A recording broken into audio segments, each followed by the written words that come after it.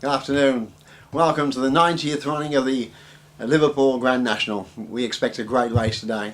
We have some champions from America, a big crowd in America to come over to see their champion Billy Barton. We also have the champion of France, Magalone, and we have last year's winner Sprig, so expect a good race. We have also quite an interesting horse. It's called Tipperary Tim. It's asthmatic. He suffers with asthma. He's tubed, which means that he'll breathe through his chest. So the 4.5 miles may well catch him out. As I've said, we expect a good race. We hope they don't go off too fast.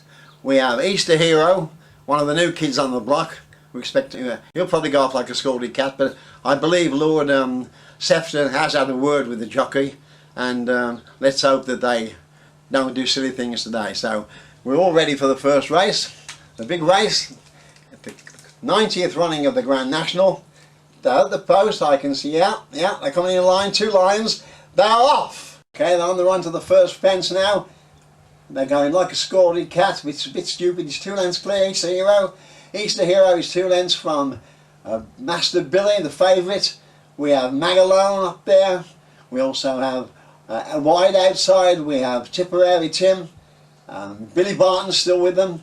In fact, quite a crowd. In fact, most horses have jumped in the fence well. In fact, yes, it's been, every horse has cleared the first fence, which is amazing. Absolutely. The speed they're going, they've all cleared the first fence. There's not one horse down at the first fence. Over the second, there's very few fallers. There's 2 stragglers at the back. They're starting to spread out a little bit. Quite a long distance between the first and the last. We have a faller there. Ace, I see Ace has jumped well, gone on the inside. There's a Tipperary Tim is still going well on the outside. We're next over to Breacher's Brook. This is the first real test. An amazing jump. It'll take some jumping for some of these horses. Easter Hero is still clear by 2 lengths as they come to Breacher's Brook. Oh, he's amazing jump. He's jumping like a stag. Cleared it completely. On his inside, Billy Barton's jumped well. We also have I see that the favourite's going well, yes. Master Billy's going well. So is Sprig. Sprig, last year's winner, still going well. We have a big bunch of horses behind them. We have 2 fallers there. We have, I see that Roddyman is down. Roddyman's down, yes. And he's also brought down Scrapcot. Scrapcot's gone down. Still a few standing, very few fallers so far, as they approach the canal turn. Canal turn, Easter Hero now by 2.5 lengths, 3 lengths flaps. As they come to the canal turn, over the canal turn, he's jumped. Oh my God, he's landed on top of the fence. Oh, Billy Barton's missed him, he's jumped on the inside, and so wide outside, we have Tipperary Tim has cleared safe. But there's an absolute melee. There's the favourite, Master Billy, is fell, he's brought down Sprig. It's just like them. This reminds me of the sun. Well, that was amazing.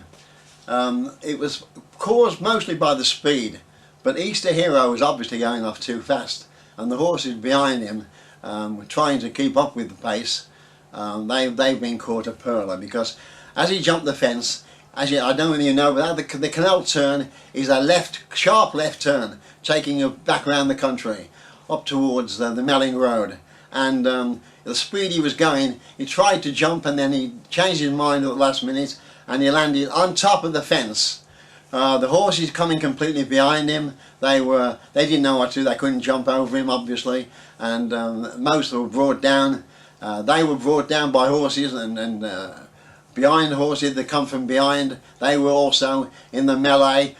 Several horses were pulled up and refused, and in fact, the only horses that have managed to clear the trouble were the ones completely on the inside, like Billy Barton, and the horses wide outside, like the clever asthmatic runner from Ireland, Tipperary Tim.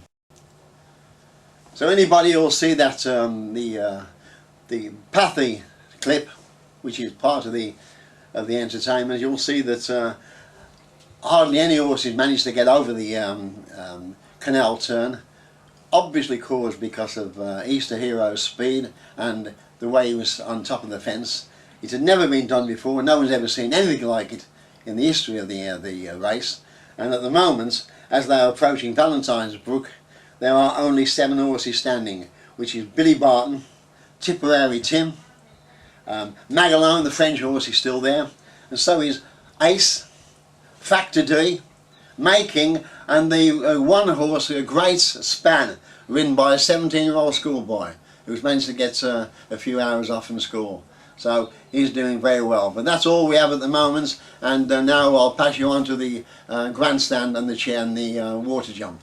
And as they go over to the canal turn for the second time, the melee had been cleared. The fence, although you could see massive jumps and massive holes in the fence from what had happened the first time round. We still only had 5 horses now, because what had happened just after that, the Ace had dropped away, so it's Factor D, and we also have a faller there. We have Making falls. Making falls. Also the French horse Magalone are starting to drop well away. So we're now down to no more than 3. Imagine 3 runners in a 42 runner field.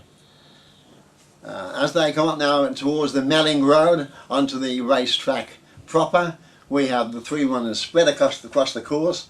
On the inside we have Billy Barton, going extremely well. Still going the best was Great Span, ridden by the 17-year-old boy. And wide on the track still was the Irish Asthmatic. 2 jumps to go. They all took up together, and yes, and Great Span is down. The saddle has slipped, and the young boy had no possible chance at all, and he's been thrown under the horse, and now we only have 2.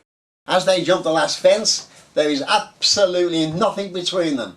In fact, I would think that Tipperary Tim may well just land slightly in front as they jump the last fence. There's a faller, yeah, he's down, yes, yeah, okay. The American horse has fallen, leaving Tipperary Tim on his own.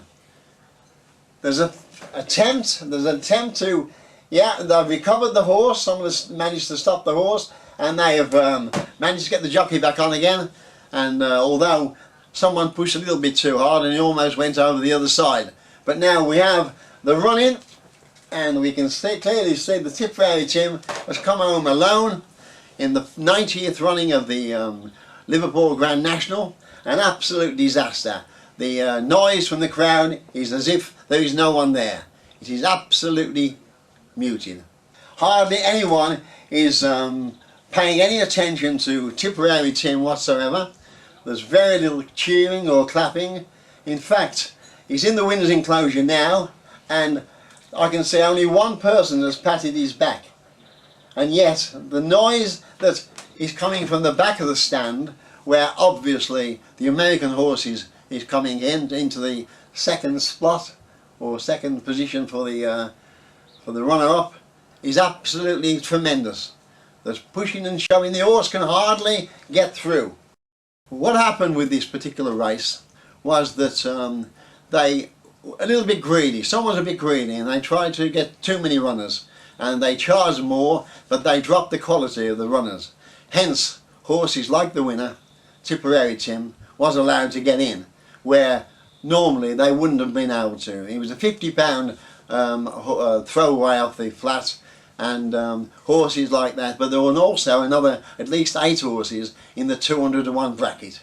So it was a very poor quality race, except for a few. What happened in actual fact was that after the race, the fact that this particular horse, Tipperary Tim, had won the race, although he'd absolutely jumped perfectly, and for a person who should have been in an orthopaedic chair, he ran so well, he should have got all the glory that he deserved. However, he got none. I believe that there's been an attempt by the historians to airbrush Tipperary Tim out of the race completely. Although he's in the history books as a winner of the 1928 Grand National, it is sad that he has been airbrushed out. I hope I've helped to clear things up from the original Pathy film that wasn't very clear, and this is Don Butler. Thank you very much.